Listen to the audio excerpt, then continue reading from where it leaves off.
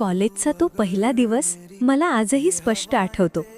हातात जाडजूड बुक्स घेऊन मी लायब्ररीच्या पायऱ्या चढत होते आणि अचानक कोणाशी तरी धडकले.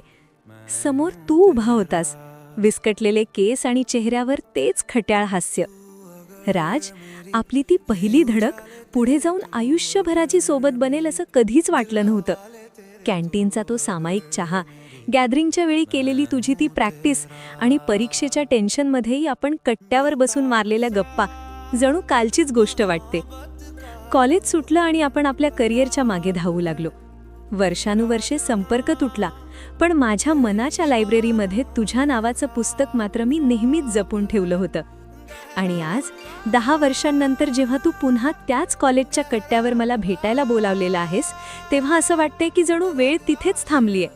तू बदलला आहेस, तुझा आवाज आता गंभीर झालाय, पण तुझ्या नजरेतली तीच चमक मला आजही तितकीच आपली वाटते. तू फक्त माझं कॉलेज क्रश नव्हतीस, तर तू माझ्या आयुष्याचं ते पान आहेस जे मला पुन्हा पुन्हा वाचायला आवडतं.